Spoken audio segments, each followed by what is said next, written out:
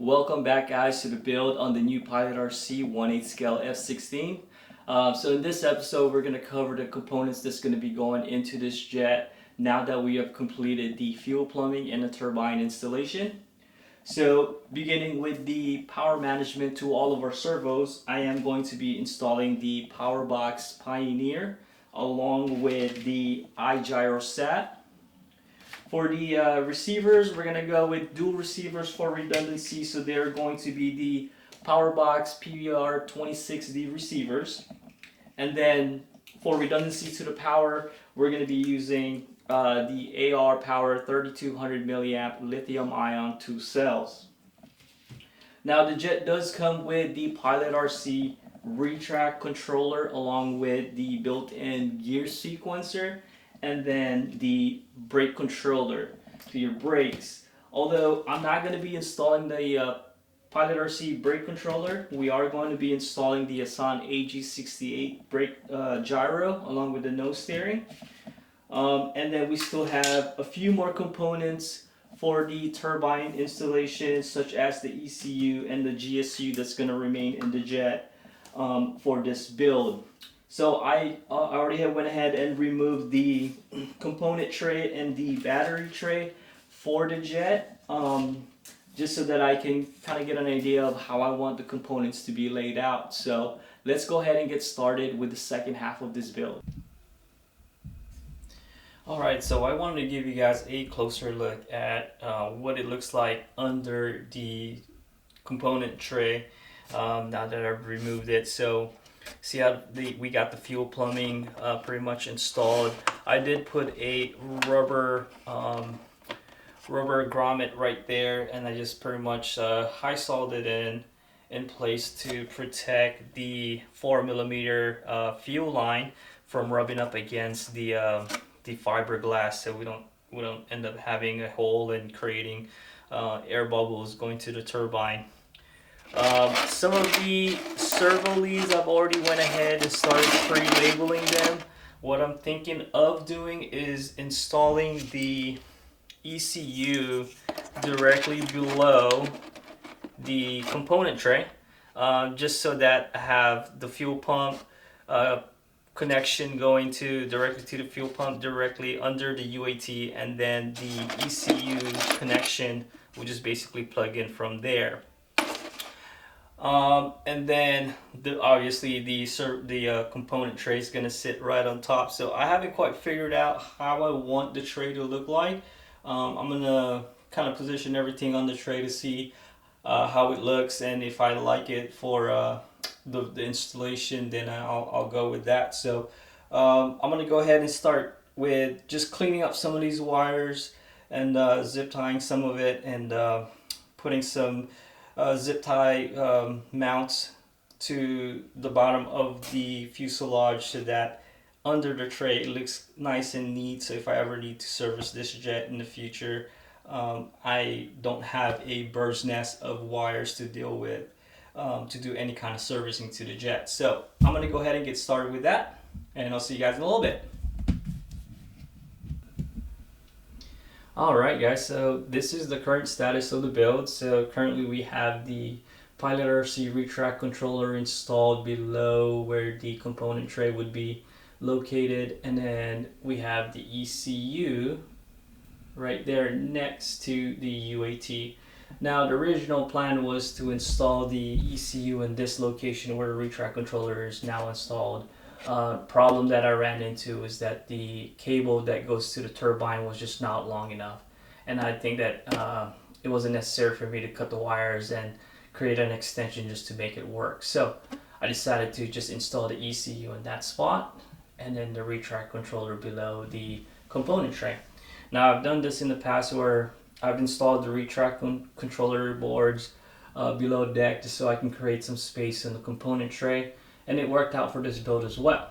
Now, speaking of the component tray, this is the rough layout of what it could look like when I am done. So we've got the GSU, the Powerbox Pioneer, and the Assan AG68 kind of mock setup on that component tray.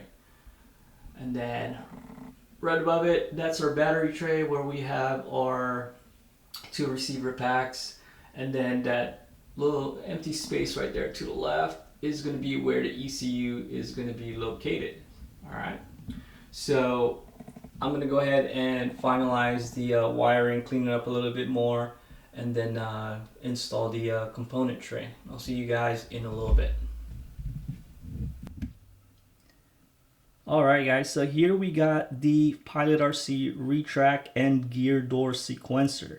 Now I just wanted to go over some of the ports and labels on this thing so that you guys understand how to program this controller when you get your F-16. Now starting from the left side, you notice that there's 2 leads already plugged in. The first lead is going to be for your battery. You can either supply a 7.4 volt to 8.4 volts to this Retract controller. And then right above it is your signal wire. So this is going to plug into your Retract, whatever channel you have it set up to on your receiver or your power box, whatever you guys are using to manage the servo powers. Right above that you have 3 ports for the 3 individual servos that's going to be operating your gear doors. And it doesn't matter which port you plug it into, so you can just plug it whatever you want. And then right above that there is a tiny little switch down here. That's just to give you the option of running either 6 volts or 7 to 8.4 volts. Now just keep in mind what the specs are on the servos you're using, which for the factory installed servos to the gear doors in this jet, it's set at 6 volts, so I'm just going to keep it that way. Now the 3 buttons you see here, or the 3 columns with 3 buttons, you've got your mode, and this is where you're going to program the Retract controller to set whether the gear doors are going to remain open when the gears are extended, or do you want the doors to close while the gears are fully extended. Plus or minus is basically just going to give you the option to control how far the doors are going to stay open and how much it's going to close when you start the cycle. So basically this is just the endpoints adjustment all done within the controller. The LED lights, and you've got A, B, C, D, and that just basically indicates what mode you are in, and all of that is explained in the manual. On the far right you've got your 3 ports, and this is just where you're going to plug in your retracts, your nose, mains, and so forth. So let's go ahead and get started with programming this Retract controller, and I'll see you guys in a little bit. Alright guys, so I wanted to bring you guys a little closer, show you how to program the Pilot RC Retract and gear door sequencer. So temporarily I removed the nose retract door servo and plugged in a spare servo so that you guys can see what it's actually doing. So all you need to do to enter programming mode is press and hold mode. That LED light will start flashing, indicating what direction the servo is currently pointing. Now you can reverse that channel by simply pressing mode again. So now you've reversed the direction of that servo travel. Now the next mode that it does is the endpoints adjustment to one direction. So notice how A and B starts flashing. Also another thing to point out, see how we just kind of exited programming mode. So if you don't do anything after a couple of seconds, it'll exit the programming mode. You need to go back in. So let's go back to endpoints adjustment. A and B starts flashing. All you need to do is press plus or minus and you can adjust the travel of that direction.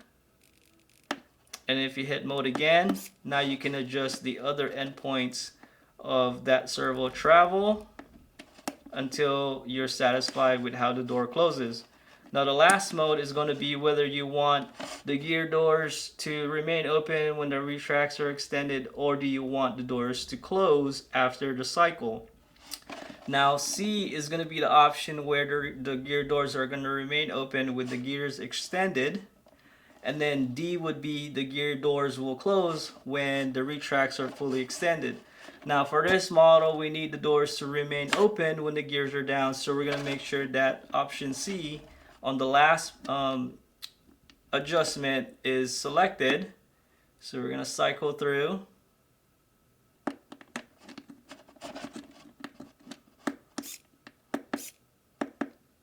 which C is flashing. So that's pretty much the programming on the Retract controller board of the Pilot RC. We can now move on to the next step, which is programming the Assan AG68. Alright guys, so in this part of the build we're going to talk about how to program the Assan AG68. Before we begin any programming with this brake assist gyro, the first thing that we want to make sure on our transmitter is that all of your endpoints are set to 100%. If it's not set at 100%, the gyro won't detect the direction that you are trying to input or command to the jet. So unless you have that endpoint set up at 100%, you are going to struggle with this part of the programming. So before I even have the AG68 plugged in, I want to make sure that one, the landing gear doors or the landing gears are fully extended and I have the correct direction of the steering. So when I move the rudder stick to the right, that nose gear should move to the right, and then if I move it to the left, it should move to the left.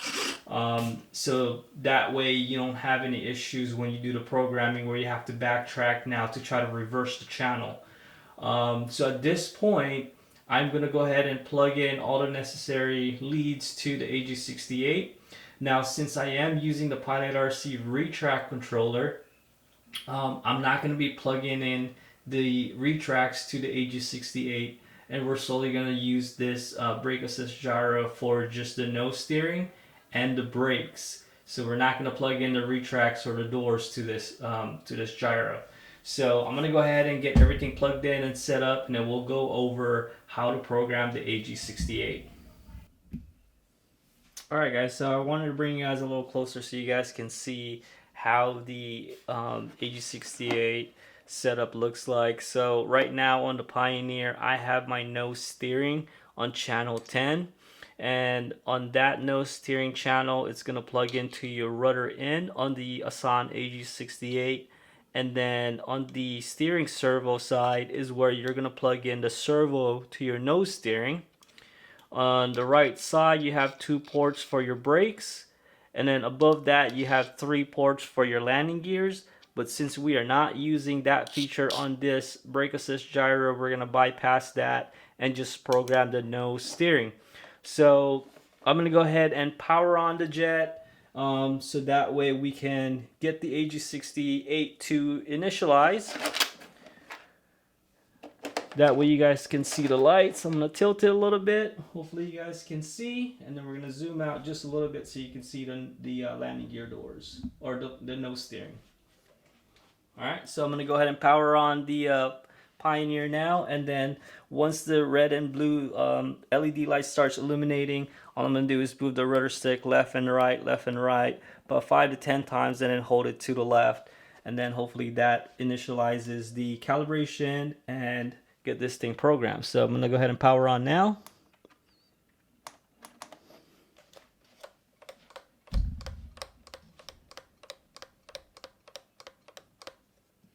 Holding left.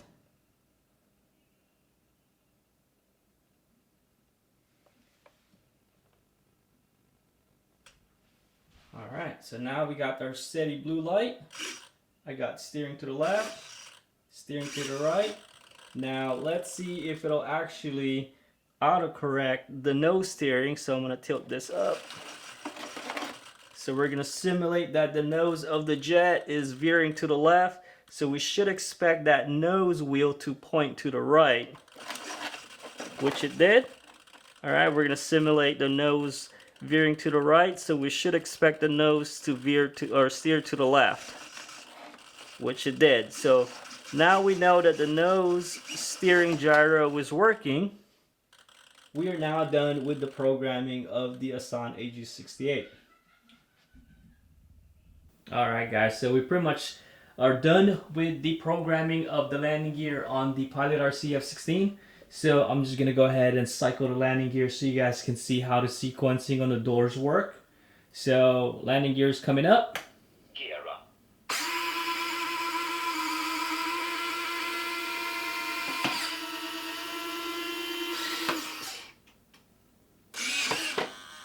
And it's closed. Cool, so the sequencing worked correctly with the gear up, so let's go ahead and bring the landing gear back down.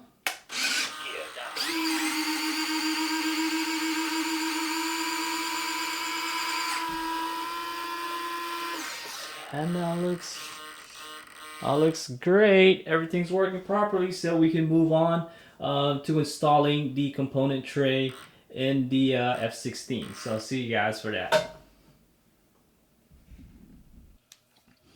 Alright guys, so here we have the component tray. So I wanted to give you guys a quick look before I button this down in the F-16. So on the forward tray we have our batteries, the 2 lithium ion 3200 2-cell packs, and then I've got a 2-cell lithium ion 2000 milliamp pack. So these 2 packs is going to be powering our receiver.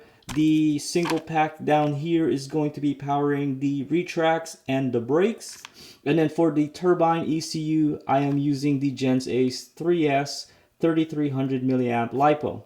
So as far as the wiring, we've got the battery lead for the retracts and brakes. So they basically plug into the yellow that's labeled brakes. And then for the ECU, we've got black XT60 connectors that plug into the black lead.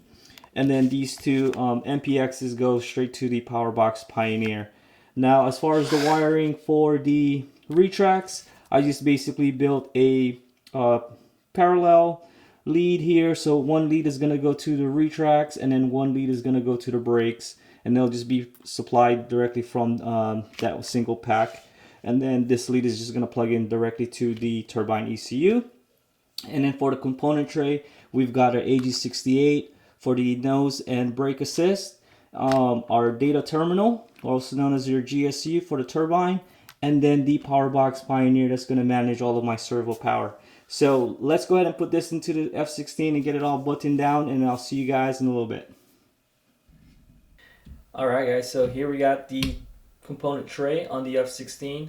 I gotta tell you guys, I'm pretty satisfied with how the component tray layout turned out to be. I didn't want to make it too crowded because of the fact that like the fuselage area was just a little small, so I didn't want too many components on the top tray to just kind of make it look too crowded. So leaving it this way with only a few components and the rest kind of hidden below deck, I think it kind of worked out for me. Now I do have 2 receivers installed in here, one right underneath the battery component. So right in the nose section there is a receiver, and then the second receiver is further down in the fuselage. So I'm satisfied with this setup. We can go ahead and move on to the next last few steps with this build, and then get some fuel in this jet and fire it up for the first time. Alright guys, so we just got a few more parts to install on the F-16 and we're going to be done. So pretty much all we're going to need to do now is install the vertical stabilizer and the horizontal stabilizer on this jet, and we can begin the programming of the rates of this jet. So first thing I'm going to do is flip this jet over on its back and install the horizontal stabilizers, and then we'll move on to the last step, will be the vertical stabilizer. So let's go ahead and get started with that. Alright, so I've already gone ahead and installed one side of the horizontal stabilizer, but I wanted to show you guys how the mechanism worked on the elevators.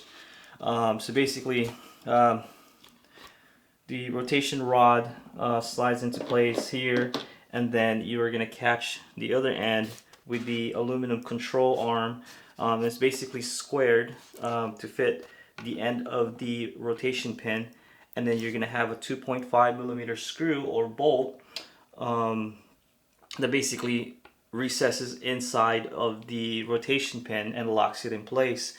So I'm going to go ahead and slide this pieces in place, and then get the control arm buttoned down so we can complete this section of the build.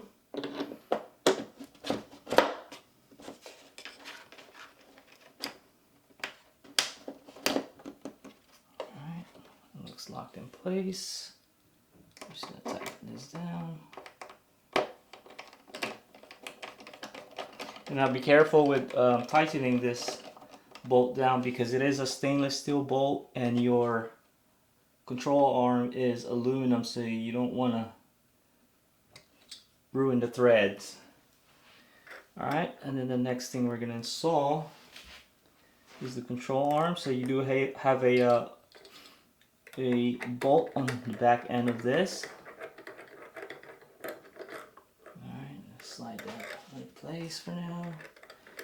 And then your control arm is going to go to the very last hole on the aluminum arm on the control surface. Alright. Then we're just going to put the lock nut back in place.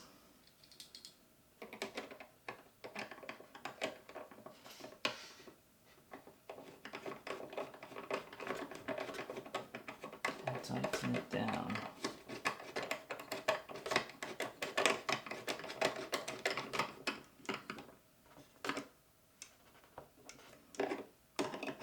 Just kind of give the lock nut a little snug tight turn there, and that is it. So then now we can go ahead and flip the jet over and install the vertical stabilizer.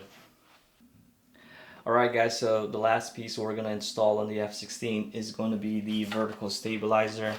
Now the vertical stab is held in place by a single bolt on the leading edge. And you just simply slide the vertical spar in that hole and then tighten it down with the M3 stainless steel bolt.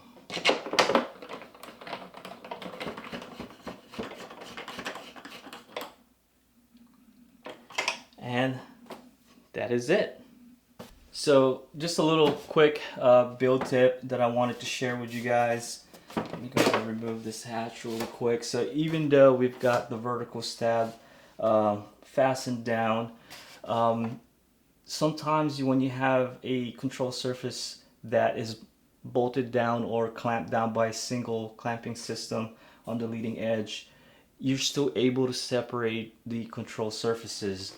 And I'll show you guys what I mean. So if you guys look very closely, I don't know if the camera is going to catch it, but right here on the trailing edge of the vertical stab, because there's no clamping system to hold that section down, if you pull it hard enough, you could actually see it separating right there. Although the stab is not going to go anywhere, you still have that separation that happens right there. And I'm going to show you guys how I mitigate that issue, and it's a very simple trick that I use on all my builds. I use clear silicone. So here I have the Loctite brand. It doesn't have to be specifically the Loctite clear silicone. Any clear silicone will work, but basically what I'm going to do is I'm going to remove the vertical stab, and I am going to put a bead of silicone right underneath in between the fuselage and the vertical stab. Set it in place, tighten it down, and let it cure overnight. And that will lock this vertical stab in place, and it shouldn't move around when you're flying. And then also it still offers the flexibility to be able to remove this vertical stab just by simply putting in a hobby knife in between the control surfaces and just cutting away at the silicone. So we're gonna go and do that addition to this build, and I'll show you guys how I do it. Alright, so I went ahead and removed the vertical stabilizer. So what I'm going to do now is just put a bead of this silicone right here on the trailing edge. Now all I'm using to apply this is just basically a skewer, a barbecue skewer. Honestly, you'll probably put one right here too. And then you guys will see once I set the vertical stab in place, you'll see that you won't even tell that it's even there. So next thing we're gonna do is, plug our servo lead in.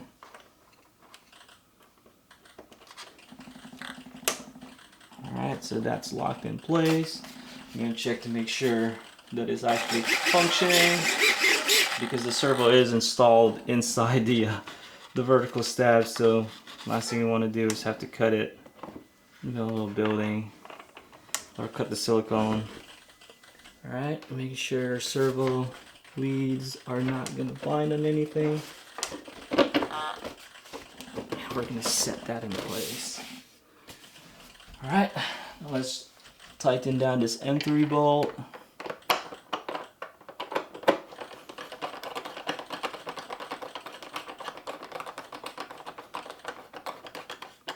Now I don't expect to be removing this vertical stab during transport. This model is small enough that it'll fit in the back of my truck, so I don't have to worry about removing the vertical stab, so that's why I'm putting that clear silicone in that spot. So let's let this thing cure overnight, and we'll check on it tomorrow morning, and I'll show you guys, how it looks like when it's completed and cured. Well, there you have it, guys, the complete build of the new Pilot RC 1/8 scale F-16. The build was pretty straightforward. This was the turbine ready version that came from Banana Hobbies. So the jet already arrived with all the servos pre-installed. The landing gears and brakes were already pre-installed in the jet. So it was pretty much as straightforward as installing our turbine and all of our turbine electronics, receivers, and batteries. Now, as far as the setup, it is all per the manual. So the aileron deflection from the wingtip is at 10 millimeters, and then our rudder is at 35 millimeter deflection, and then your elevator from the leading edge is at 40 millimeter deflection. Now on the manual, it also talks about the neutral position being from the bottom of the fuselage about 10 millimeters above that, and that should give you a good starting point for your trim flight. I went ahead and pre-mix some flaperons on this jet, which I'm going to be testing out because it wasn't included in the manual. So I have flaperon settings for takeoff, and then flaps for full, and then I also still have full aileron functionality. So that's pretty much it for the build of the new Pilot RC 1/8 scale F-16. I'll see you guys on the runway for the maiden flight.